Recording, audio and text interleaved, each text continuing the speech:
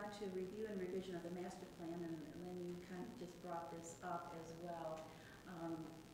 At one point, I believe, if I'm remembering correctly, we talked about when we, as we need to review and revise that, if we kind of divided it up and people on their own time would go through a certain section and then, bring their proposed revisions and then do it all together at that point. Is that still how people are feeling would be the most efficient way of? Yeah, I've got a copy here, and we could divvy it up tonight, or we should wait for the working meeting. It's all up to you guys. Sure, I have a copy here as well. I think I have my time. A couple of the sections are really short too. Yeah, I have. So when you're talking about like the survey results, none of those, we don't really need to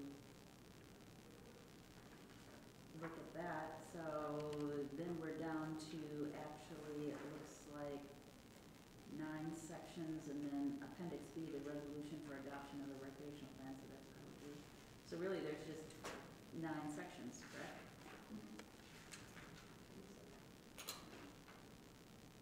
What do we each gave? 2? Okay.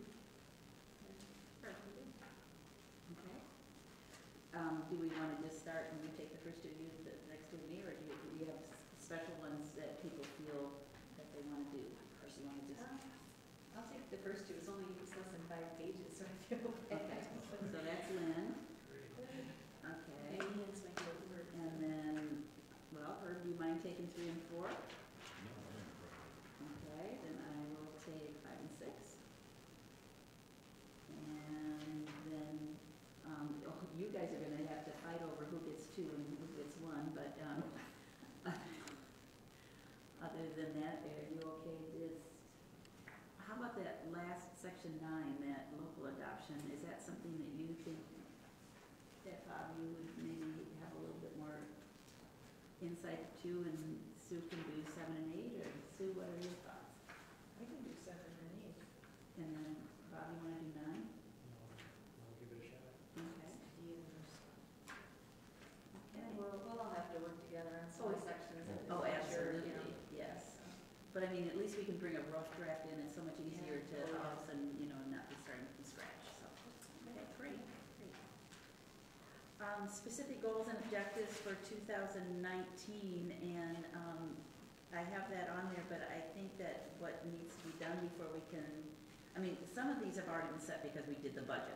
We did the budget, so we know what we asked for. But some of these things, and Herb, this is to your point, is that we need to do our walkthrough first before we can potentially set our specific goals and objectives, so that we're knowing what we're, looking at on this. I think you gotta do a walkthrough, and I think you gotta itemize each one of them.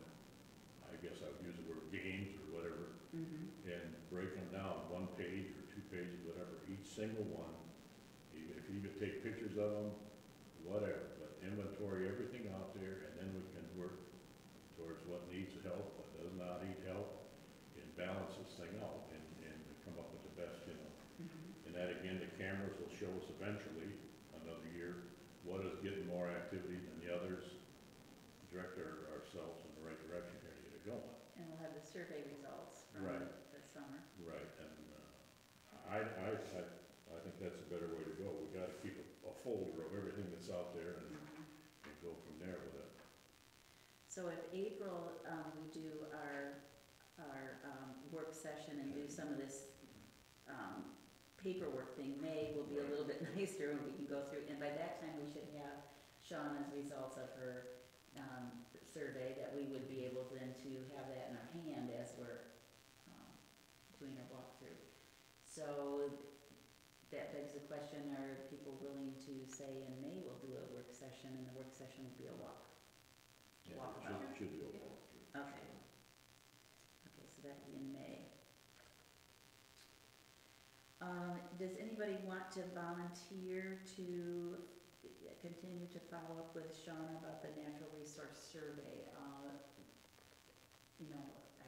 tend to be a little bit cynical with consultants, probably because I am one. But, it was, okay, because I think we're going to have to keep poking. Now we've paid her, and so we need to the last email, and I did forward on, she felt that it was not gonna be any problem to have it completed by mid-April, and at the very last minute, or the very last thing would be, have it submitted by the end of April, but I have a feeling if we didn't maybe, remind her or whatever, that it might get down to the end and it still might not be done, so, thank you, Lynn. And Sue, do you have anything more on the, baseball field? I know you and Bob have done a lot of work along with, community members. Well, Bob and Chris and I got about half the capping done, and we have another half to go. Yeah, It's I mean, it's certainly not the It's- right material. It's the wrong Yeah. stuff. And what has Yeah. happened is when they cut it and then left it laid, it started the one edge started curling up inside the other one, so what used to be like a 4-inch pipe is now around the 2. And it's really hard, you know, especially when it's cold, to get up in there and then pull those, spread it apart. So even the tool I made, you know, wasn't really working, so, after our one day of fighting with it, I went back and MacGyvered up another tool to, How did that thing get off of there?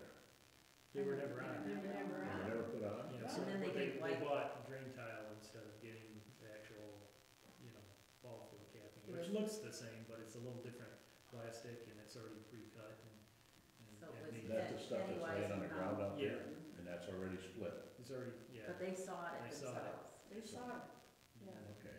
And then it's. They saved money though. Yeah, it's So kind of. anyhow, Pennywise and- but we'll get it, you know, I went back out by myself and, you know, with some new tools and I was able to get a piece of it started. I just need some more bodies, cause it, you know, it takes really No, you need 3 people, You need a one person on each each side, you know, spreading the gap open, then you need a third person to Yeah. start putting the pipe up, you know, on top I of think it. this is something that we could talk to Marcia about, to have Steve help you with that, because to have, you know. Well, I'm perfectly happy doing it. Yeah, we're, I mean, Okay, well, you got your team then. we'll get it done. I'm not worried about that. I think we got a good start on it now and got it figured out. Well, because it's got a split in it and laying over that pipe, would it be beneficial to put a couple of tie straps on the ends of that thing or something, so somebody don't get a hold of it and rip it back off? I don't think you're gonna get it off too No. easy. You know, It sounds like it's kind of crimped. yeah, around. once it grabs on there, it's on there pretty good. You cannot grab it and slide it at all once it's up there. Could you pull the end up and peel it off? Possibly, You'd have to work real hard at Yeah, it. tie straps are awful cheap too. yeah. I mean, we might do that. I thought the intention was that they were gonna buy some of those when they originally bought the pipe, but I don't know that they're anywhere to be found if they did Yeah. or not. They may not have. Tie straps are really cheap, and then And if what it's enough happens of a is, deterrent to keep them from peeling back off, save us a lot of work. yeah, that would be very quick to put those on, because you just put them in the groove. Yeah. On the ends, at least, there's spots there. As long as the pokey side isn't up so that when they fall. Well, Just kidding. Okay. Sue, was there any other news about the ball field? Well, they're getting their act together, and they will be up here and do their filling and sod busting, and they've got the pads, and, I think their first game, they were just setting their schedule up, but they thought they would be starting April 22nd would be the first game. Wow. So, and not necessarily up here though, but, you know, just on the route. Hopefully the snow is not going to be. Bless you, baby. Okay, anything else before we move on to sports and shorts? Okay. I have this on the agenda because, you know, I felt like in our work session that we had really come up with a lot of solid rationale as to why this was a program that the whole township would benefit from. And when I mean the whole township is that when we take care of our youth, we take care of ourselves. And so that it was also something that I felt it would be increasing, and we all did, I shouldn't say me, we said it was a good way to be able to increase the use of the park. And I know that there were feelings that maybe it wasn't worth the dollar amount, but so with the 1,500, the minimum that we need in order to have it held at Eastrum is 3,000. And I some discussion among the commissioners here to say if we could get private donations to supplement the 1,500 for this year only, in order to be able to demonstrate then to the township that this is a worthwhile, or if it turns out that it isn't worthwhile, then we won't ask even for 1,500 next year. So to be approving, a kind of a proving ground here. So I would like to have any discussion and thoughts as to if we would want to sponsor this with the other 1,500 in private donations if we could raise them. I just had a question for Lynn. What happens to the program when we have inclement weather? Oh, I actually have no idea. I know with that kind of a hybrid $1,500, they have indoors where they can go to. But I would have to get with them and ask. I'll ask him. Yeah, because if they can. I have a question. Do we have documentation from the last, how many years, or back up at least 3 years? Documentation from these people that show us how many kids participated and what was done When in the past, if we got something like that to start with, you know, When we can look Bob at. spoke, When Bob said certainly. Back it up at least 3 years, so we got a little bit of an idea. well, it hasn't been here for 2 years, correct? Right. I think so, yeah, I wasn't here last year, definitely, and I was here before that, what was 1,500, so yeah. So where I believe that data is extremely important, could be old data. And the other thing is that we don't know what kind of advertisement they put into, what kind of proponents they did. It's kind of like the mailings, you know. There were several thoughts among the board of trustees that, well, it doesn't help to really, you know, communicate out because it doesn't matter. And then I'm kind of like going, well, until you try, you don't know.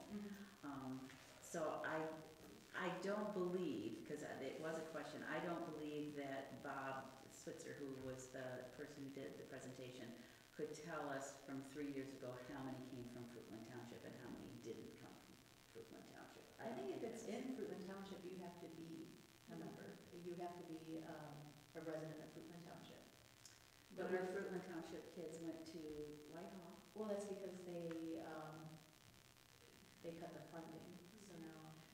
From what I remember him saying is that the Fruitland Township kids would get priority to come here, but if there were still open slots, they would take them from other areas.